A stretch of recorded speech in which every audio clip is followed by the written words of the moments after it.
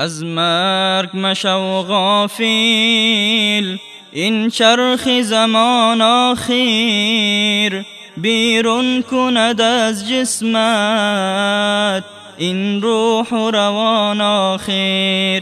از مرگ مشو غافل، این چرخ زمان آخر بیرون کند از جسمت این روح و روان آخر. از تخت پر از نعمت ناگاه پذیرفتی، بیگانه شود از تو این نام و نشان آخر. دوری بکنند آن دم اولاد و عزیزانت،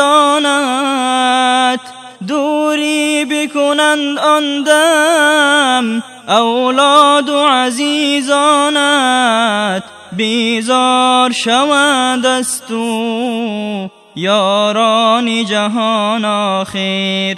یک گوشگکی شویند آن کلب و دیوی جانت، آماده به تو سازند آبی سر و جان آخر. کرباس به تو آرند از بحر کفن کردن، تا بر تو بپوشانند آن را به گمان آخر.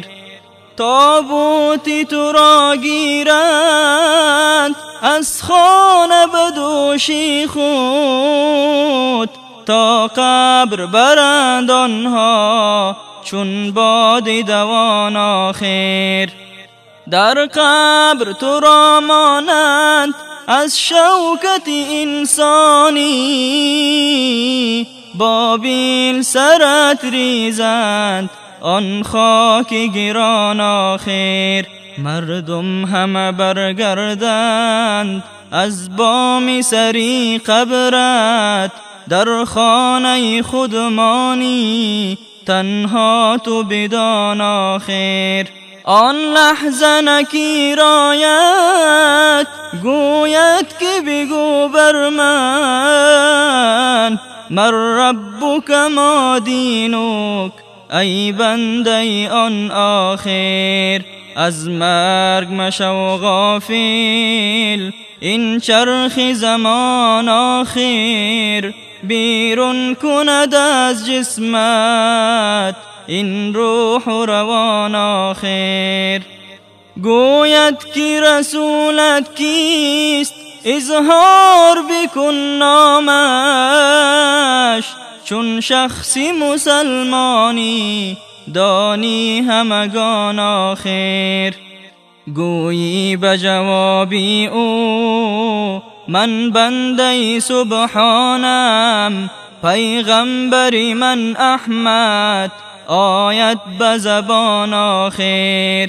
از دین چی می پرسی من شکر مسلمانم، از لطف خدا سازی این گونه بیان آخر. خوشحال ملک گوید تبریک به تو جنت، در خواب عروسی شو چون شاه جوان آخر. انسانی که مشرک است این گونه به او گوید من چیزی نمیدانم از سود و زیان آخر. از خشم ملک گوید ای بی دین و لا مذهب، ضایع به کجا کردی آن عمر گران آخر. از مرگ مشو غافل، این چرخ زمان آخر بیرون کند از جسمت این روح و روان آخر. آنگه به فغان گوید من غافل از این بودم، در خواب نمی کردم این گونه گمان آخر. با قهر ملک گوید ای ظالم نالایق، دوزخ بود آماده بر کی نگران آخر. یا رب تو عزیزی را مغلوب نگردانی، تا خم نکند پشتش این بار گران آخر. از مرگ مشو غافل این چرخ زمان آخر،